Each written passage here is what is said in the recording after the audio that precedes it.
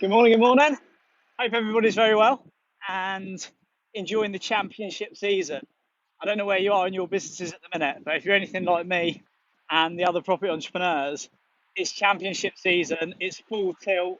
One of my team members messaged last night saying, you can tell it's championship season when I'm still on WhatsApp at 8:30, 9 o'clock at night. It's deals, deals, deals, it's fundraising, it's developments, it's selling, it's campaigns, it's expansion, it's full steam ahead. And in your businesses, that should be what you should be doing now. It should be the summer season, it should be scaling, marketing, sales, and it should be going all hell for leather because come the end of September, the championship season's over and we'll be back in the autumn, back in the journals, back in the cave time, planning our life by design for 2022. I'm going to share something with you in this video, which is fundamentally going to get you ahead because there's some things that we just do naturally. There's some things that are nurture, some things that are nature, but there's some things that happen intrinsically and naturally, especially in this country, that are really stopping people from getting ahead. And when you don't acknowledge it, it's just your default and you're completely oblivious to the fact it requires changing. And when you don't change it, it will stop you from getting ahead. So what we're going to talk about here is an element of resetting the mindset and the fact that business is never going to get easy. I've been doing this my whole life. And granted, it does get easier to a degree. You know, you have maybe more team members, or you have more resource to spend on systems, and maybe you can buy companies rather than start them and scale them. But it's never going to be without its challenges. The secret to success in these businesses isn't not having problems, it's how we deal with them. And what I want to reset your mindset on today is about having no problems, only solutions. If you've never heard me say this before, I guarantee this will change your life. Like, I really genuinely guarantee. If you adopt this mantra and you reset your mindset, this will fundamentally change the results you get in your business, in your personal life, in your day-to-day experiences. So no problems, only solutions. We live in a country, and actually when you go to certain towns and cities, you might notice it more and less. It might be south to north, or it might be little villages against towns and cities. You'll notice this more or less.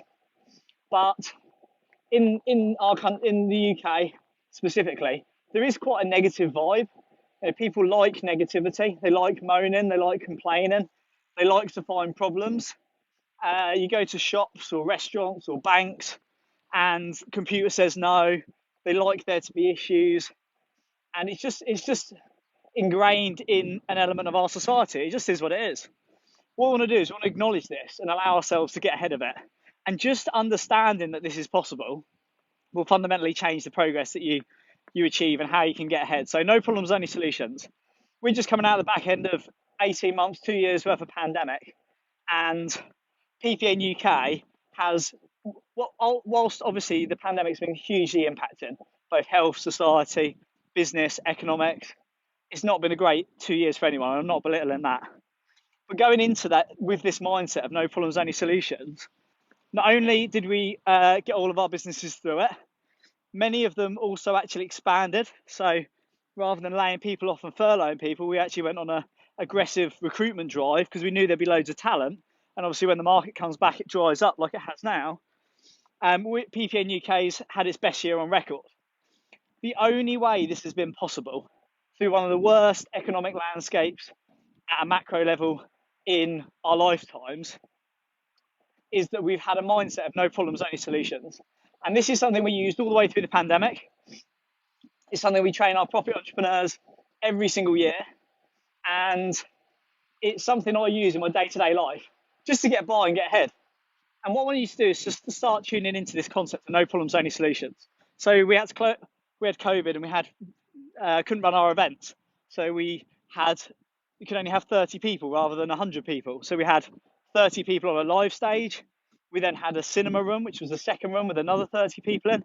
And then we ran HD live stream video to the home heroes who watched from home. And then we circulated people so everybody got attendance at live events who wanted it. Developments, we had planning applications failed. We had funding issues. We had investors pull out. the back end of that was we turned those sites around and got even better results than we would have had beforehand, because every time a problem came up, we found the solution. It's not no problems, it's no problems, only solutions. The problem is not a wall that stops us, it's just a barrier we need to jump over. So there's the problem, fine, understand it, I get it. Then it's a case of what's the solution and how do we overcome this? Now, this can be in your businesses and can be significant things, or it can be tiny things on a day-to-day basis.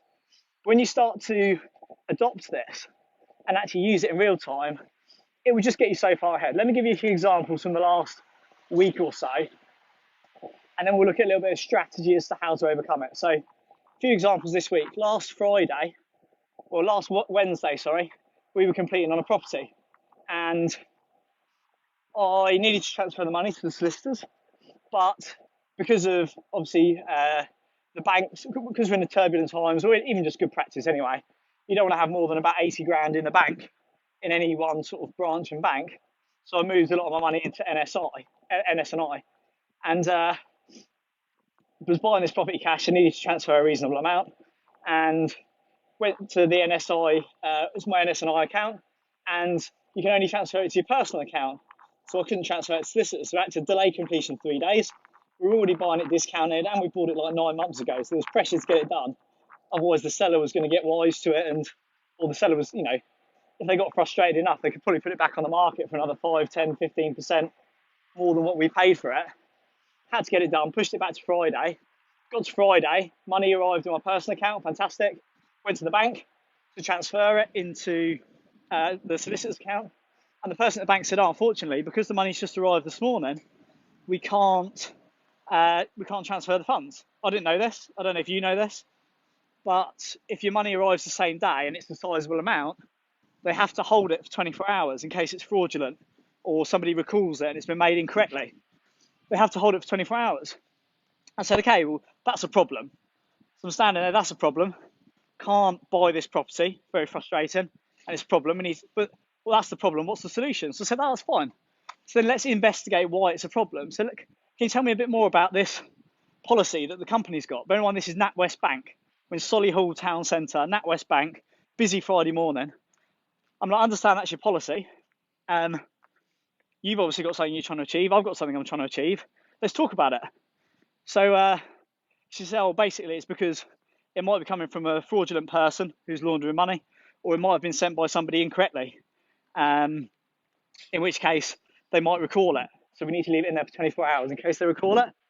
I said, okay, well, it came from me, and I can show you my NS&I account. I can show you the transaction. I can show you when the money left. I can show you when it arrived, and you can match them up. And so unfortunately, it's policy. We can't even override it if we wanted to. I said, look, I understand where you are. I'm not trying to be difficult. Like, you've got a job to do. I've got a job to do. Can we work together to get it resolved? Is there any chance I can speak to your manager or like the branch director or whoever's available to see if it's something we can work with? He said, well, unfortunately, he's on a conference call at the minute, and he might be another 30 or 40 minutes. I said, no, that's no problem. I'll take a seat. I'm not going to be difficult. I just wanted to have a chat and see if we overcome it. Anyway, 40 minutes later, he came off his conference call. The lady went up, spoke to him, gave him the screenshot of my NS&I account, proved that whilst they've got a policy, which was sort of computer says no, that says no, they can't do it, he was able to override it. So an hour and 20 minutes later, the money had been transferred. About half an hour later, it arrived with the solicitors, and then we completed that day. So no problems, only solutions. There was a problem there, clear problem. What's the policy? What's the process? I'm not trying to break the rules, but if they're there and they're restrictive unnecessarily, let's try and overcome them. Another one.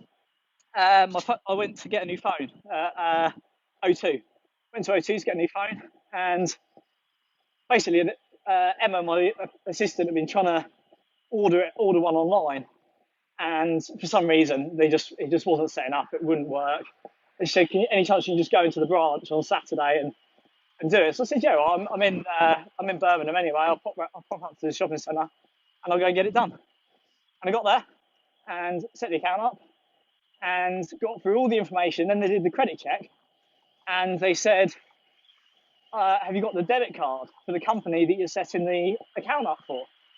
And I said, unfortunately, I haven't. I said, I don't actually have any debit cards for the company accounts. Like, my finance team normally manage that, so I don't have a card. And she said, I'm really sorry, Mr. Hill. Sorry to have wasted your time. Bear in mind, I've been in there like 30 minutes.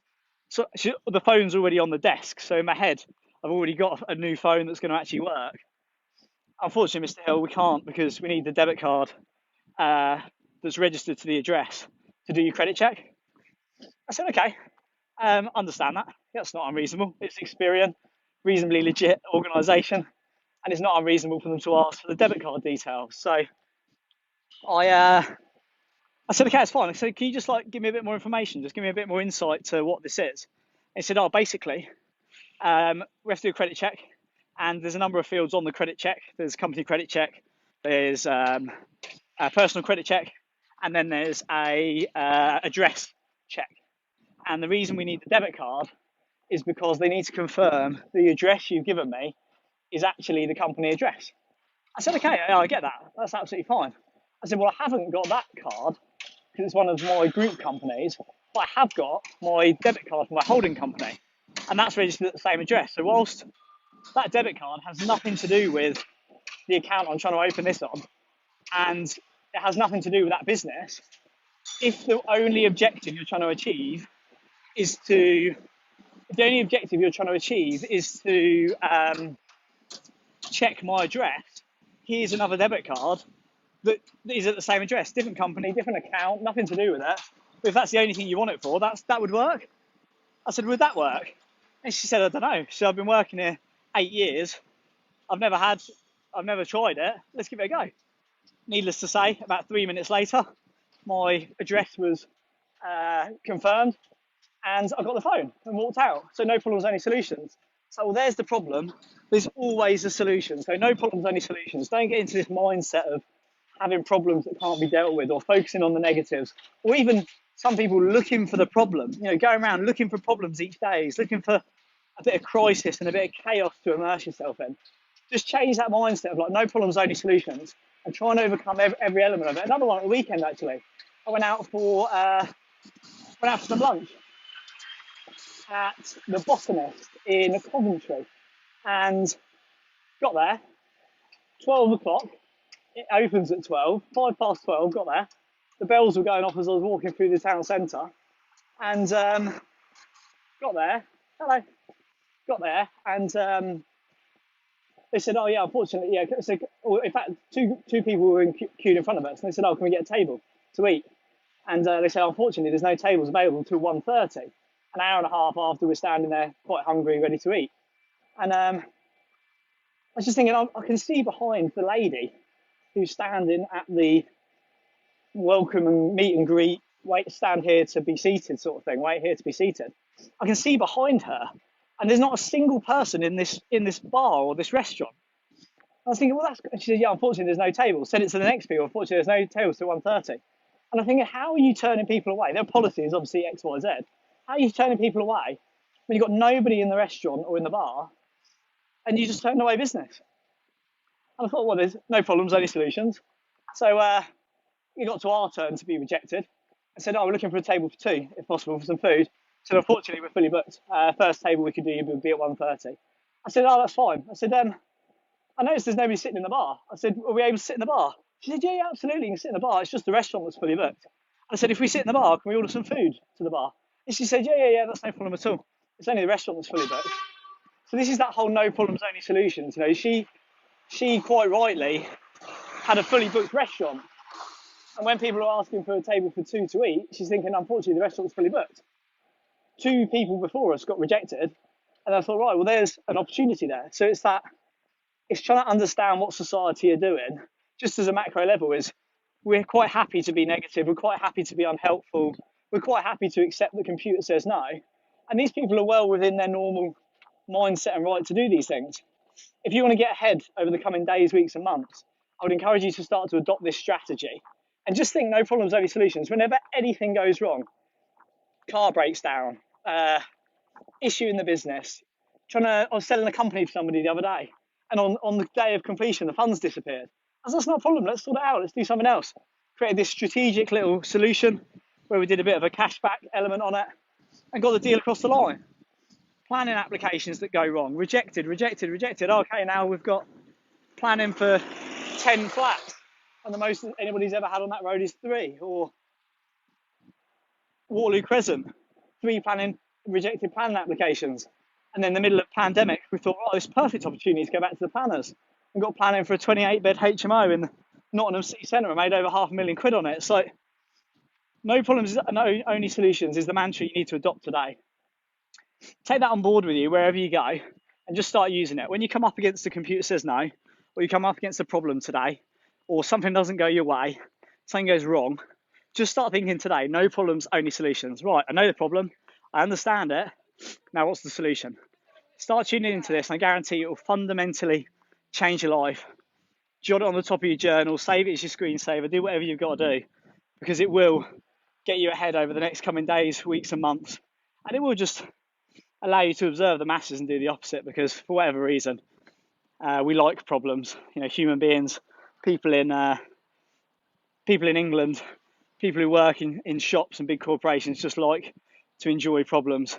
Be those ones that go above and beyond, break away from the masses and do the opposite. So no problems, only solutions, team. Hope you got value from that, and let me know how you get on in practice. Put it to the test today. Wish you all the best, and I'll catch you on the next one.